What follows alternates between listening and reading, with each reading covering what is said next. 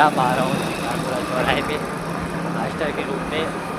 भाई ने हेल्प की, बहुत बढ़िया बात। थैंक यू भाई यार, आपने हेल्प की मेरी। मैं ब्लॉग बनाता हूँ भाई, प्रॉब्लम तो नहीं है कोई? थैंक यू भाई। भाई थैंक्स कहना चाहता हूँ मैं भाई को। भाई बोलो लाइक करें। थैंक यू भाई। भाई ने हेल्प की मेरे को शिकारपुरा चौराहे पे छोड़ने की। मैं बहुत खुश हूँ भाई कि मेरे को किसी ने लेफ्ट दी, किसी ने हेल्प की। बल्कि आज की डेट में कोई हेल्प नहीं करता है एक दूसरे की भाई, बट भाई ने हेल्प की मेरी यार। फिर भी मैं मानता हूँ कि किसी ने हेल्प की मेरी भाई। और अभी देख सकते हो मैं शिकारपुरा चौराहे पे आ सकता हूँ भाई। और शिकारपुरा चौराहे पे आ गया हूँ मैं प्रेजेंट टाइम पे।